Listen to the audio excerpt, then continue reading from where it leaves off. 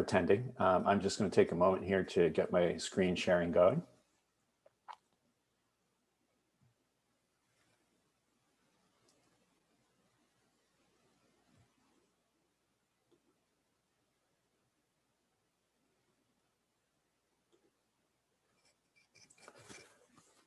Thank you for your time and welcome to this talk today. We will be talking about polycystic ovarian syndrome. I'm going to start with a brief introduction. We'll go through our presentation. I'll offer some resources for follow-up and additional information, and then we will answer any questions that you have. She-Grow Fertility started in Metro Washington, D.C. We're proud of our ever-expanding footprint and the number of patients we're able to take care of. We have over 30 locations throughout the Northeast, Mid-Atlantic, Florida, and now Colorado. We've been at this since 1991, and we are proud to say we have more than 85,000 babies born from our practice. We are able to see patients pretty much from anywhere in the world through virtual consultations. With the advent of the pandemic, we had to come up with platforms and options for patients. And so we can see patients in any of our offices live starting in July and virtually at any time. So let's talk a little bit about polycystic ovarian syndrome, or PCOS. This is a disorder that has been recognized for nearly a century. It goes by other different names: PCO, PCOD, PCOS, which is what we use medically, and polycystic ovary morphology, which is just a description of how ovaries look. It's the most common endocrine disorder in women of reproductive age and occurs in about 5 to 10% of women. It does have a predisposition towards ethnic minorities, including African American and Hispanic or Latino populations, but it does occur in all populations. Its name persists, but is a bit of a misnomer in the sense that the cysts of polycystic ovary syndrome are not really the issue. The cysts are a symptom of abnormal ovarian function. And when some couples come to see me, or some women come to see me, they're like, do I need surgery for my cysts? Do I have ovarian cysts? The ovary's job in life is to make cysts. That's how it goes through the process of ovulation. What's going on polycystic ovarian syndrome is that there are many, many small, what we call antral or immature follicles that are present in the ovary. And back in the day, when the only way we could figure out what was going on with somebody was to cut them open and take a look inside, the syndrome got its name because the ovaries had lots of these tiny little cysts, and therefore polycystic ovarian syndrome was named. But as I mentioned, it's not really about the cysts. It's about all the different hormonal abnormalities that go along with PCOS. And syndromes in medicine mean that there's a spectrum of abnormality. A syndrome does not mean one single thing or one single thing being wrong. And as we'll talk a little bit, PCOS has different entry ways in terms of how it starts. And we'll talk a little bit about that. Typical characteristics of PCOS are absent or irregular periods. Obesity is commonly associated with PCOS. And PCOS is also characterized by excess male hormone secretion. So all women make some male hormones, testosterone and other hormones, but they're made in excess in women with PCOS. This can be tricky because not every woman who has excess male hormones has symptoms of it. So if you take someone of Northern European descent who's fair-haired, fair-skinned, blue eyes, and give them testosterone, you may not notice it very much, or if they make too much testosterone. Or somebody with, more dense hair follicles, darker skin, they may see excessive hair growth, acne, things like that. So it's not always that we can see the signs of excess male hormone, but we can measure them. What causes PCOS is still really enigmatic. There is no one cause for it. We think there's kind of 3 pathways to PCOS. There is probably some genetic predisposition. There is some familial tendency, but just because your mom and your sister has it doesn't mean you're going to have it. So you have to be very careful about that. And there is no gene test for PCOS. There are gene tests for lots of things like cystic fibrosis or sickle cell anemia. Those are what we call single gene disorders, but PCOS is much more complex than that. First degree relatives may have some features of PCOS that lie below the surface in terms of changes in their insulin metabolism and risk for diabetes later in life. Obesity, as I mentioned, is one of the major factors we talk about with PCOS, and we will be talking about this morning.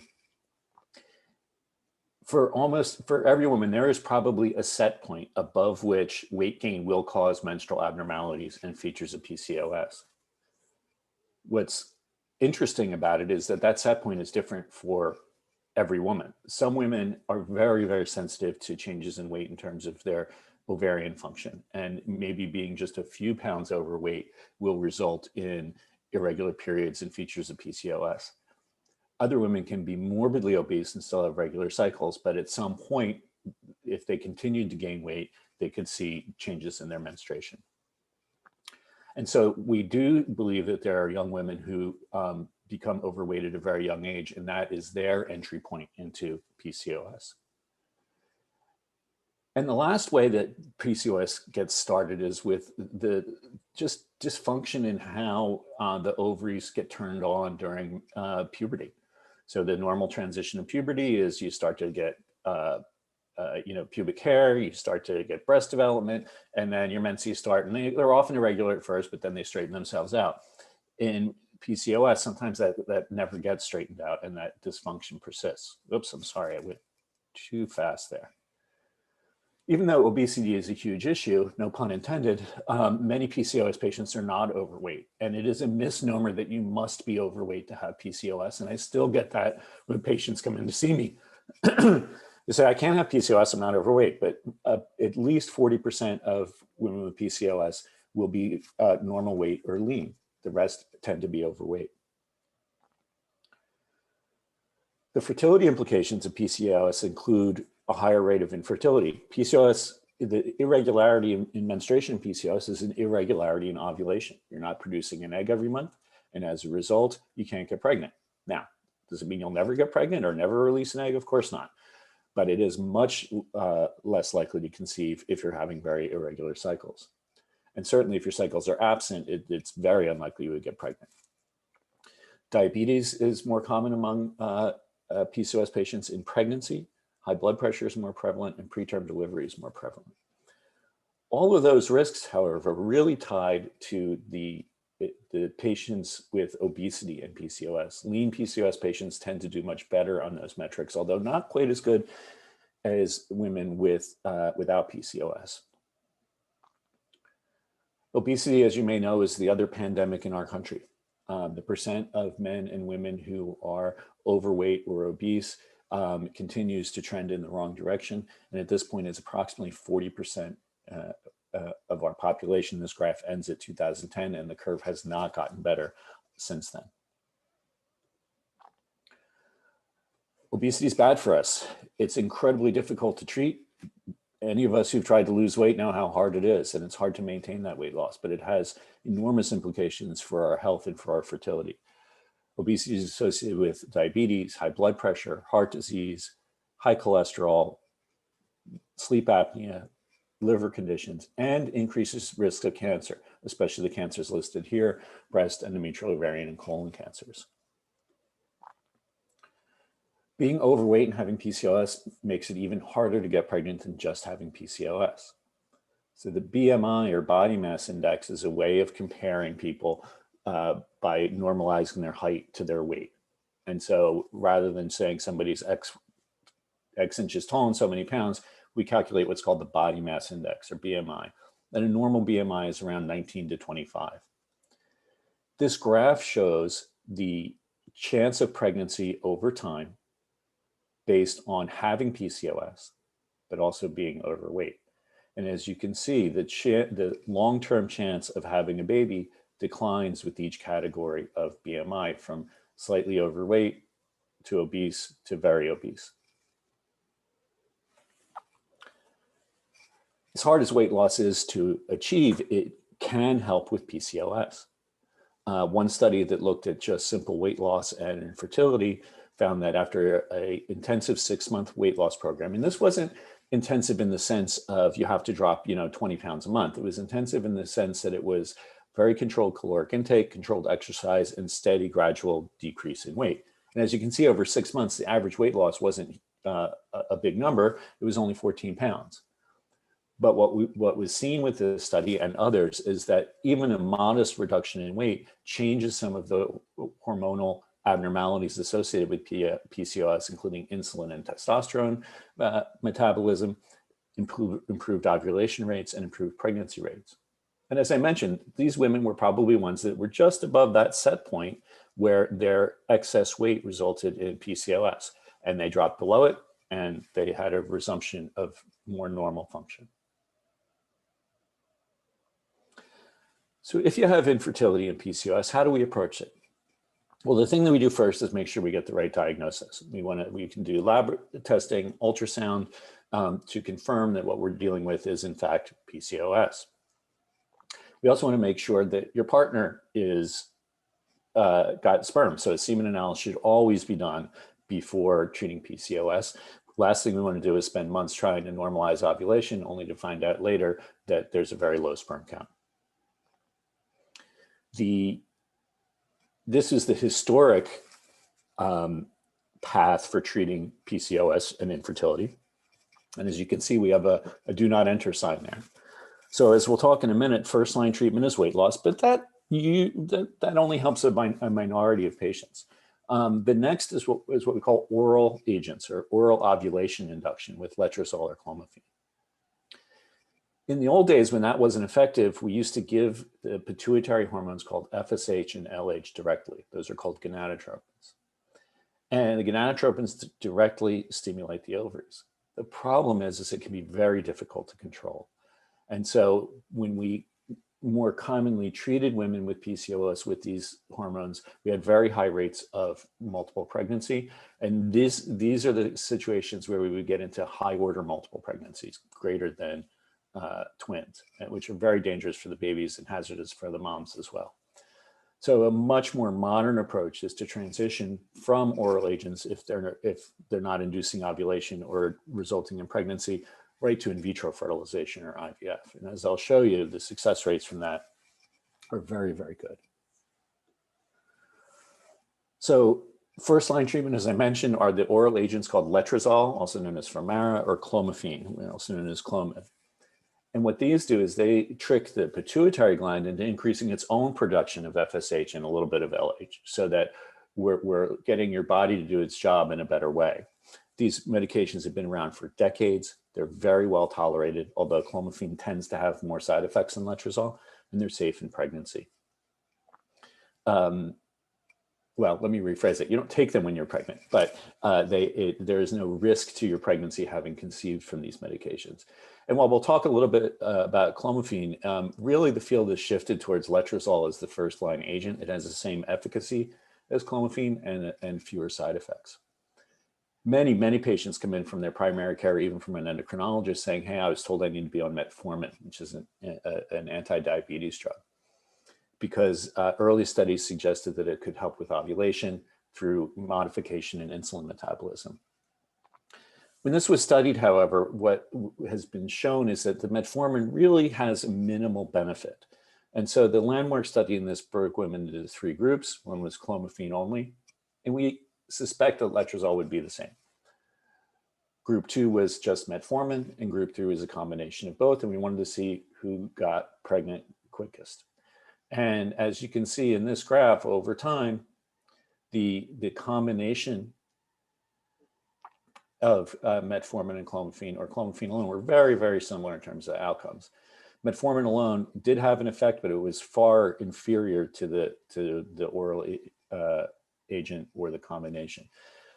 Metformin also has a lot of gastrointestinal side effects. So once again, the field has really moved from the old paradigm that I showed you in that graphic to one of letrozole. If there are clear signs of insulin abnormality, metformin may have a role. But generally speaking, if letrozole is not effective, we move directly to IVF. Ironically, even though it can be a very challenging diagnosis pre-IVF, the success rates for women with PCOS are usually the highest success rates of any diagnosis we treat. It used to also be more dangerous to do IVF in PCOS because of overstimulation of the ovaries and enlargement of the ovaries. And that's been nearly eliminated with changes in the way we manage ovarian stimulation during IVF. Women, I often describe women with PCOS as having too many eggs. Can't really have too many eggs, but the idea is that there's a surplus of eggs that are available, and the hormones that they're secreting really kind of gum up the works in terms of natural ovulation. But with IVF, when we can take the brakes off of that, we get more eggs. And what does more eggs mean? More embryos, higher pregnancy rates, and very importantly, having embryos that we can freeze for future attempts and future pregnancies. If you look at the chance of a live birth from PCOS in the orange versus all the other diagnoses, you can see that until you get into the later 30s, where they're almost identical, PCOS has slightly higher or equivalent pregnancy rates to all the other diagnoses. So while it can feel very disheartening to go through a long period of time where you're trying naturally and not getting pregnant because of irregular ovulation, you're trying maybe 3 to 6 months of oral ovulation induction. It feels like you're running out of road, but the reality is that once we move to IVF, the success rates are great, and more couples are electing to move more quickly to this because of its efficacy and options for the future. One of the ironies of fertility in general is that we don't tend to always start with the most effective treatment, because the most effective treatment can come with much more cost as an IVF. It can come with challenges in terms of getting people comfortable with medical intervention and some of the side effects that we see. So we often start with lower tech stuff, which makes sense because we'll get you there. So we start with the lower tech, lower cost stuff and work our way up. But that can lead to a sense of, how long am I going to be at this before I get where I want to be? So that went a little more quickly than I expected. We are available to answer questions right now, but we can also schedule a visit or offer you online resources through any of our web-based or other social channels. And we can schedule a virtual consult to see any patients who are interested in learning more about any aspect of infertility, whether it's PCOS or something else. So with that, I will pause, stop sharing, and take any questions that are out there.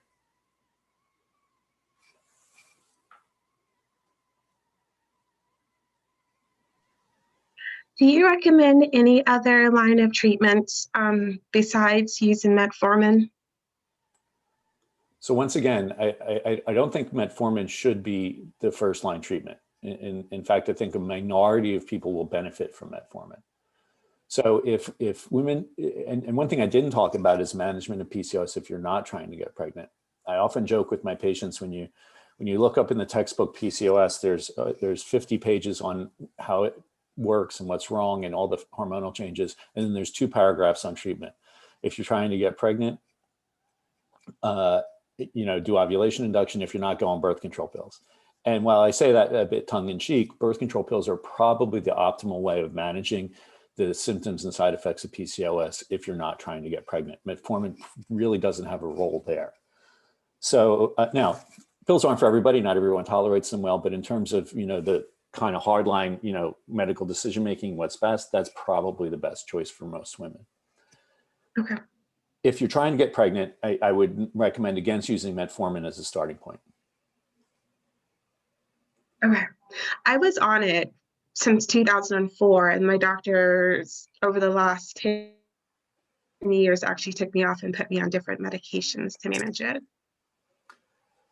Yeah, I without knowing, all your medical details, I don't want to comment too much, but, for somebody, and if you have Right.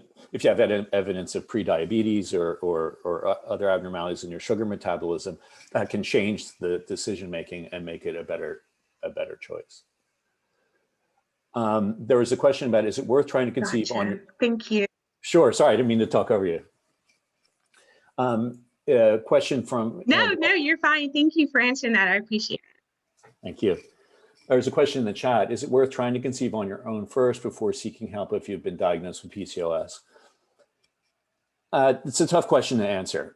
If your periods are really absent, probably it's not worth it. The chances of getting pregnant are small, and it's certainly if you're, in the mid to later 30s, that's time wasted that you can't get back later if things aren't going smoothly. There are some women with PCOS have cycles that are maybe 35, 40, 50 days. And some of those cycles will have ovulations. And in that case, it can be worth trying.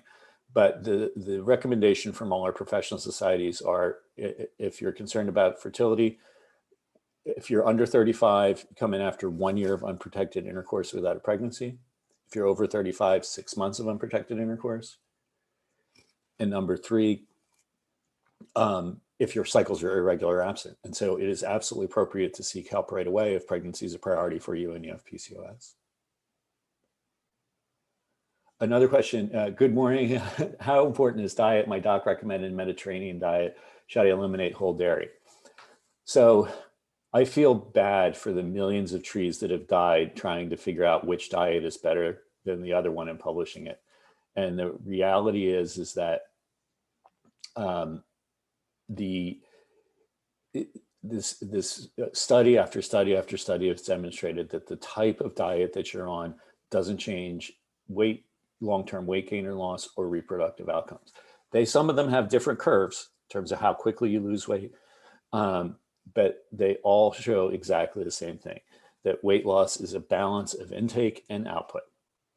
High carb, low carb, high fat, low fat, intermittent fasting, all of these maneuvers ultimately achieve their results through the same math. Fewer calories in, more calories expended.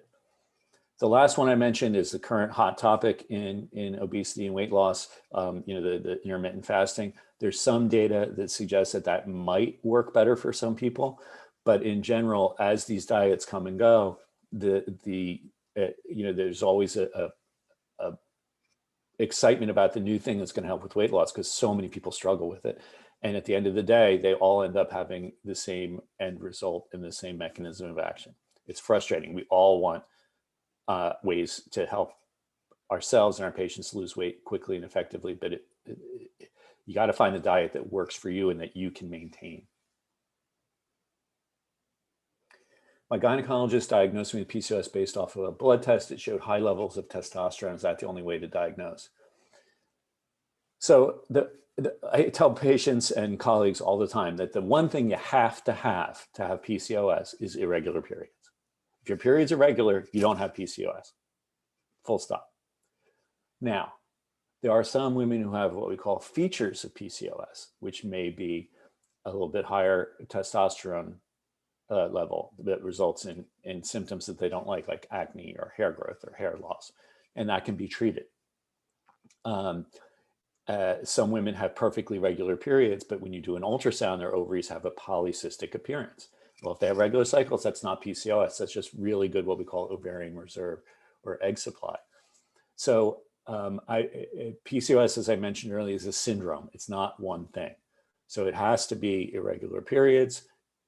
It has to be some increase in male hormone, although that can be very subtle, and a high egg supply or high egg volume. And that can also be looked at with a hormone test called AMH. But once again, one test does not give you PCOS. You need all the features.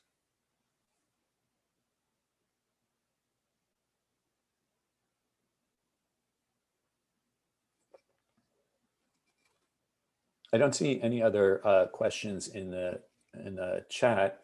Does anyone have anything else they'd like to ask before our time wraps up?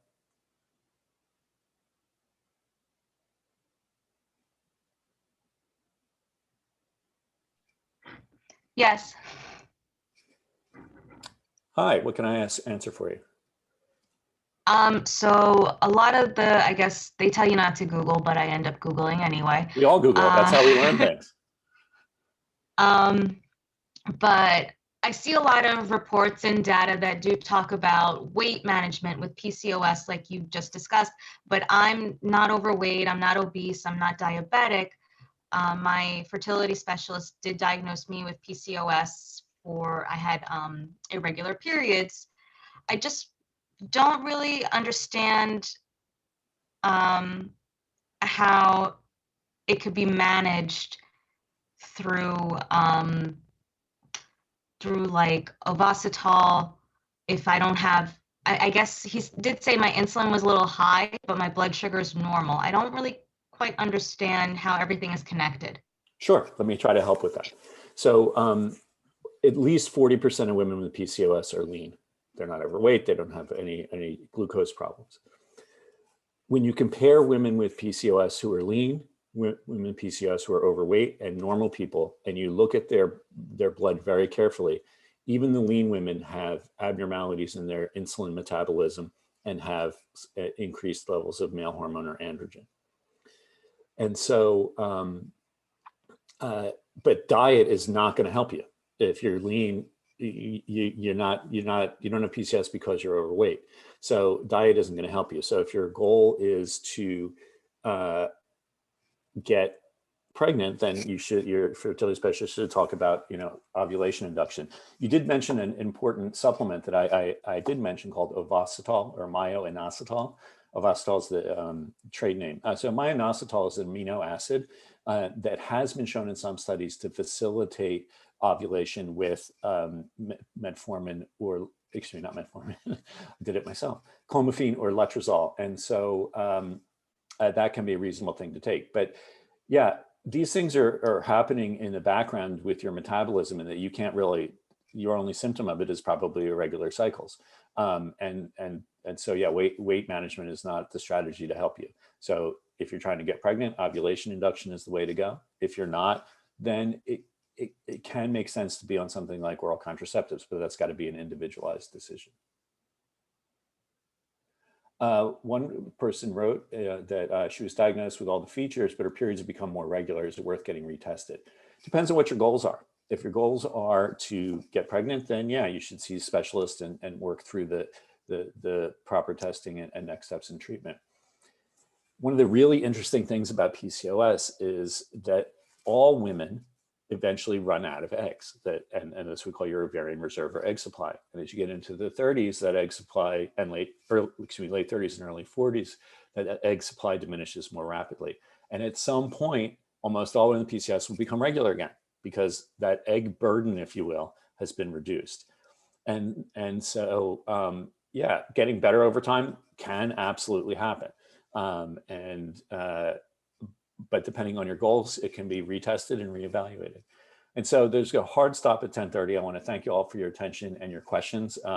As always, the questions are the best part, because I realized what I didn't talk about during the talk, and hopefully offered you some useful advice. I wish everyone a great weekend. Thank you.